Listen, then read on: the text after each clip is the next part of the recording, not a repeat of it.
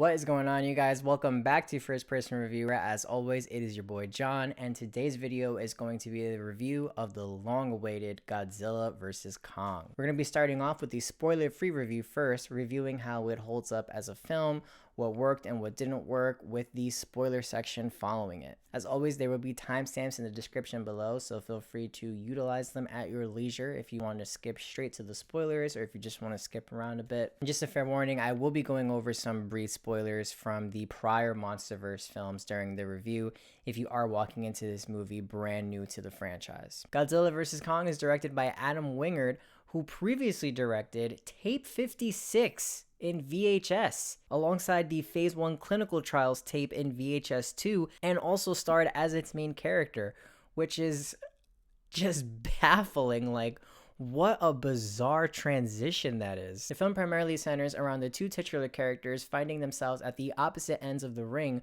fueled by an ancient rivalry between their species in a world of clashing titans. Humanity is at a loss when the king of monsters, who they once revered as mankind's savior, begins running rampant and attacking. Meanwhile, after nearly 50 years after Kong Skull Island, a now significantly larger Kong is under monarch captivity, and a high-tech agency by the name of Apex believes that with the aid of a little girl who has a very special bond with Kong, they can convince him to show them the way to the hollow earth at the planet's core. If you are a fan of the Godzilla or King Kong franchise, or just a fan of the kaiju genre in general, and are walking into this movie to see a big monkey and a big nuclear lizard fight, then I have some very, very good news for you, because this film delivers precisely that and a little bit more. When it comes to the Monsterverse, there is one thing that it has excelled at from the very beginning since 2014's Godzilla: the absolutely jaw-dropping cinematography. Beautifully scaled and wide-angle shots that will honestly have you in disbelief with what you're seeing unfold before your eyes. And this film, thankfully, not only continues this trend, but even surpasses it. There were times during this film where I honestly could not believe what I was seeing on the screen. We are seriously in the future, guys. I know that it's still very early in the year and there's a lot of big name and big studio blockbusters coming up this year, but to be honest, I really cannot see anything else that is slated for this year topping this film in terms of visual effects. Both Godzilla and King Kong appear virtually photorealistic for about 95% of their screen time. I mean, honestly, it was hard to find a shot of them that wasn't near photoreal, especially King Kong. The effects that they managed to pull off with King Kong specifically were mind-blowing. And that's not to say that the effects for Godzilla weren't either. It's just when it comes to Kong, although he is also a fictitious 100-foot titan, he's still a gorilla, and he still very much mirrors the appearance of actual gorillas. It's not really that far-fetched, whereas Godzilla is a very unique design. There isn't really a real creature that looks like a Godzilla does. Kong really comes alive during this film, with literally each strand of hair on his enormous body reacting to varying conditions of rain, being underwater, and even being in the Arctic. It is the detail. It is insane. The effects for Kong also blew me away in 2017's Kong Skull Island, especially that was 4 years ago. Hell, they blew me away even in 2006 Peter Jackson's King Kong. But they have now reached a true level of mastery, and it is absolutely insane and very, very impressive. Both these iconic characters have come so far and have evolved to a visual peak since their first appearance on Western and Eastern screens in the 50s. Unfortunately, for some reason, it has become a staple within these kinds of movies, such as the Transformers franchise, where the titular characters that should be the primary focus somehow end up in the backseat for human characters that nobody gives a shit about or came to see, and unfortunately, this film is no exception. That's not to say that every single human element absolutely does not work. It is far more tolerable than King of the Monsters, which is the absolute pits of human characters within this franchise. The human plotlines are essentially divided into a Team Kong and a Team Godzilla, which then come to a cohesion within the third act, with Kong's characters and arcs definitely being the strongest of the two. There is a very touching chemistry between Kong and a Skull Island native girl that is without a question the heart of this film, and honestly, towards the final act, it actually managed to really tug on my heart a bit. It actually really surprised me. Although the plot of this film is outrageous and not always in the most comprehensive way, I actually did find myself most engaged when it's centered around the characters on Kong's side of the story. But the film still suffers from painfully pointless and hollow characters, primarily Millie Bobby Brown's Madison and her companion played by Julian Dennison, who I really enjoyed in Deadpool 2. Damn, it feels good to be a gangster! But the both of them as characters here are just so uninteresting and inconsequential in the grander scheme of this film. You can almost literally pluck Millie Bobby Brown from this film entirely and change really next to nothing. Millie is a very talented actress and I really enjoyed her in Stranger Things, but for some reason, the writers just cannot seem to provide her character any kind of substance, and she's written even worse than in King of the Monsters. I really enjoy Brian Tyree Henry as an actor. He is primarily the comedic relief here. He managed to get some laughs out of me, but it doesn't always work, primarily due to the writing. But he really does carry the entire Team Godzilla human aspects. The really crazy thing is that despite its plethora of profoundly forgettable human characters in this franchise, the Monsterverse actually does have some really great characters with some insanely talented actors behind them. My wife died here! Something killed my wife! And I have a right to know! But for some reason, Warner Brothers insists on giving more screen time to these cringe comedic relief background characters that have no personality or depth, or these hollow characters that are just nothing. And it's like, it blows my mind. I cannot understand it. As I mentioned before, the plot of this film is bizarre. I mean, truly. It really does ask you to suspend your disbelief even more so than you already do walking into these kinds of films. There were two scenes in particular that were so ridiculous that even though I went into the movie completely disconcerted with the plot and more concerned with the actual fight itself, I was floored at the ludicrousy of these two scenes. But I will get to that in the spoiler section. But I mean, come on guys, let's be real. Even if you're not a fan of this franchise, or if you're not a mega monster movie fan, and you're even considering watching this movie, then you already know why. It's because you want to see a big fucking gorilla fight a big fucking lizard. That's it. It's plain and simple. If that's exactly what you want to see, then that's exactly what you're going to get, and you are not going to leave disappointed. It is highly, highly satisfying, and the action within this film is mind-blowing. If you walk in expecting a riveting, genre-defying, and thought-provoking plot with three-dimensional characters, then you're honestly just setting yourself up for disappointment. It is a considerably more self-aware film than its predecessors, and it really doesn't try to be anything more than its title. Despite a few sluggish human elements here and there, it is honestly a blast, and it has so much monster spectacle action at its center to offer that is highly satisfying, especially if you are a fan of both of these characters as I am. I still do think that Godzilla 2014 is the strongest film in terms of narrative and direction, but this is without a doubt the most entertaining of the four films so far, and honestly, that's really all that mattered to me. It only had one job to do, and it does an incredible job at doing it. I'm going to give Godzilla vs. Kong an 8 out of 10. If you don't mind turning your brain off for 2 hours and want to kick back, guzzle some popcorn, and watch some true mind-blowing spectacles, give this one a watch, guys. It's worth it. It's a lot of fun. Thank you so much as always, guys, and if you've already seen the film, be sure to stick around for the spoiler section, and if you haven't, make sure to come back and check it out after you've gone and seen it. Alright, welcome back to the spoiler section for Godzilla vs. Kong.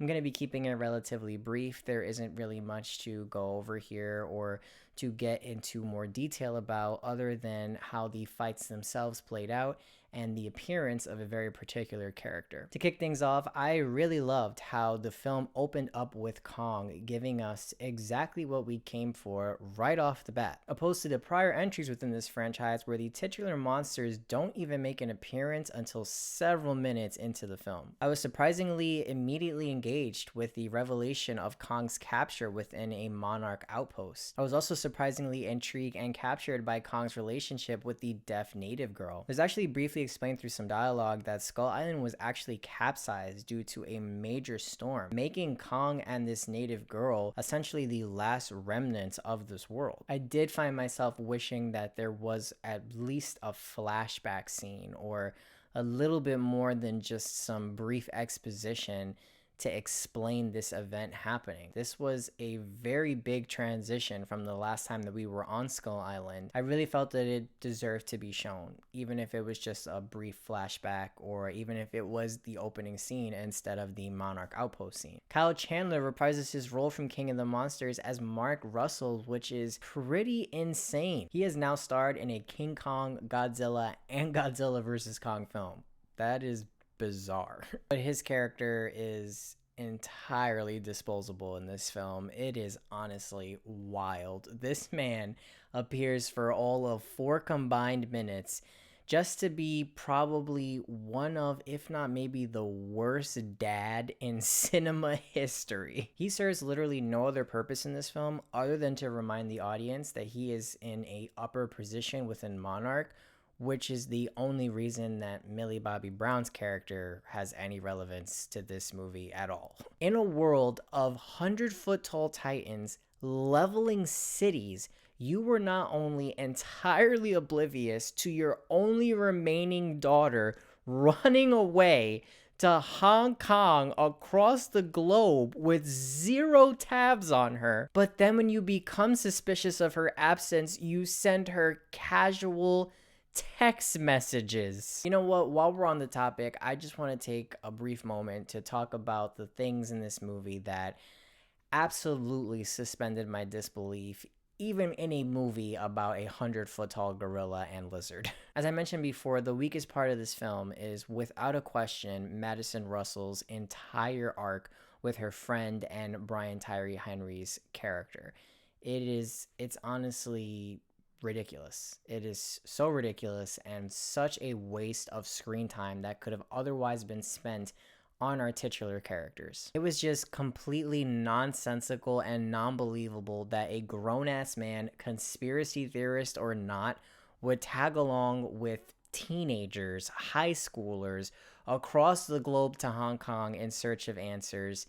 It was ridiculous. On top of that, there was 0 chemistry between literally all 3 of them, even between Millie Bobby Brown and her friend. There was nothing believable about that relationship that made me think for even a second that they had any kind of prior friendship or dynamic with one another. That entire side of the arc within this film could have easily just been centered around him. It could have been centered around his character. After all, he was the inside man within Apex. He had all the information and the suspicion about Apex's actual intentions. There was no reason for Millie Bobby Brown to be in this movie again. But the 2 scenes that absolutely riddled me and were so bizarre that I couldn't even help but laugh was the scene where Kong literally hopscotches across military battleships in the middle of the sea to get to an aircraft carrier, and most of all at the final act where Godzilla uses his atomic breath to drill a hole in the fucking earth. Listen, I understand that what I'm watching here in sheer concept alone has already left the station in terms of reality, but that was just too much for me. I can believe that there is another worldly hollow earth in the planet's core. I can believe that these titans exist on this world, but I cannot believe that Godzilla, even with atomic breath, can drill a hole through the Earth's crust to its center within minutes with zero repercussions. I'm sorry, but that is where I draw the line. But you know what? Honestly, it's like I said, the plot of this film, it's fucking crazy. It's outrageous, but it really didn't matter to me because I came to this movie to see Big Monkey versus Big Lizard, and that is exactly what I got, and I was not disappointed. The sheer novelty of these two titans clashing on screen for the very first time makes the first ocean fight very exciting, and despite it being rather brief, provides for a lot of unique shots, camera angles, and a lot of creativity in utilizing Godzilla's home territory of the sea. But obviously the main event of this film is without a doubt the clash at Hong Kong, and after 2 viewings, I can say with certainty that this is one of the best top 5 brawls to ever be put onto screen. The camera work during this sequence is mind-blowing. There are so many unique perspective shots, sometimes even putting you into the eyes of the Titans as they beat, bash, punch, kick, and bite one another to the literal last breath. It was riveting, and despite the film's few flaws, this scene is honestly worth the watch alone. The scale of these Titans are masterfully directed by Wingard, and I was so fucking thrilled that the main brawl between them was continuously shot and really only featured one main plot interruption. That's one thing that the prior monster films did suffer from, and something that action films in general really tend to suffer from, that I actually intend on covering in a future video, is cutting away right when the action begins, or right in the middle of it during a very intense scene. But when these massive beasts begin to brawl, the camera rarely strays away, and neither do your eyes. The stunning neon lights of the city of Hong Kong sets the arena for this match beautifully. Now let's talk about the biggest surprise here, the victor, which is none other than the king of the monsters himself. I fully went into this movie anticipating King Kong to be the victor of this fight. All the signs were pointing towards it. The trailers, the teasers, any and all pre-release footage and clips, the posters, even the first and second act of this movie largely makes you feel that King Kong is going to ultimately win the big Hong Kong brawl. It was relatively obvious that he was going to lose the first encounter given the fact that Godzilla has the home field's advantage of the sea, but my jaw dropped when Godzilla started wailing on this guy in the Hong Kong fight. I mean, full savage mode. In his previous fights against the Mutos and Ghidorah, he fought with kind of like a tactical-like pace. He was very slow, but he was also very smart with his movements, and he fought with kind of like a grace.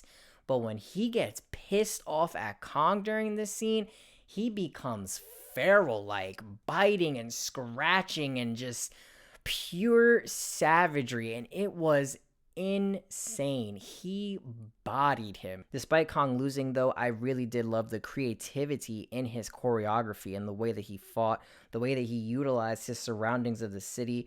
It was done brilliantly, especially with his ancestral axe that he obtains in the Hollow Earth. That was incredibly badass, and I was very glad that it wasn't used as just a MacGuffin for him to win the fight or for him to be the victor or to give him a really insane advantage. Aside from a really badass move, he barely used the axe and resorted more to his wits, surroundings, and his own 2 bare hands, which I really welcomed and made for some insane action. Now it's time to get to the biggest and primary spoiler of this film, which I'm relatively sure that most people already had a hunch about walking into this film due to several circulating theories. As you can probably see, I'm very much into Funko Pops, and I actually got this spoiled for me while searching up the Funko Pop variants for the Godzilla vs. Kong series.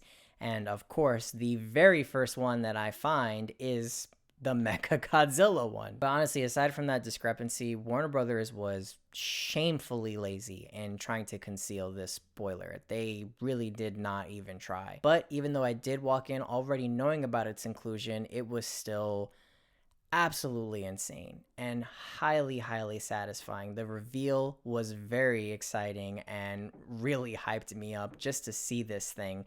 Although I did see it in a Funko Pop, I didn't see what it looked like, you know, in the actual film. So when it rises up and gives that insane roar, it was fucking awesome. The design was definitely a stray away from the original classic design and more of a blend of the modern design from Ready Player One in 2018 with some original concepts, but I was ultimately highly satisfied with its design and the way that it was utilized in this film. It was a very smart way to antagonize Godzilla into attacking and kind of making him the enemy for Kong to fight, and it made for a cohesive final act where they eventually have to team up in order to defeat the Mechagodzilla. The action with this scene is truly spectacular. I mean, seriously guys, I really cannot just say it enough. These are really the most mind-blowing visual effects I have seen since probably Avatar. I also did really love that Kong delivered the finishing blow to the mecha. It allowed for both of the Titans to really have their shine in the end, despite him losing the titular battle, and it made for the sickest tag team move when Godzilla charged his axe. My only gripe with Mechagodzilla, and it's not even really with Mechagodzilla himself, but rather his former pilot before he becomes sentient, which is actually Serizawa's son, Ken Watanabe's character from the first two Godzilla films. It is completely brushed over why his son was chosen to be the pilot of this thing, or why he volunteered to be the pilot if he did volunteer to be the pilot. I have no clue if he did, because it is completely just like swept under the rug. There was absolutely no elaboration, and it felt like such a wasted opportunity for some interesting storytelling given Serizawa's intimate relationship with Godzilla himself. This is exactly what I'm talking about with wasted screen time on pointless characters such as Madison that should have otherwise went to more character development into characters like Serizawa's son that would have easily fleshed out the story way more and made for some really interesting plot points. But with all things considered, despite its nonsensical aspects and some of its flaws, this film largely delivers. It really gives some absolutely incredible, mind-blowing action, which is really the only reason that anyone is watching this movie in the first place. It offers the best action and cinematography within this franchise to date, and although there is still a lot more work in progress to be done with the human characters, it is easily more digestible and at least one step in the right direction. I'm very much looking forward to where this franchise is going to head, and I would really like to see the next Kong solo film centered in Hollow Earth. There's a lot of potential for some really good stuff. If you guys made it this far, once again, thank you guys so much. I cannot express it enough.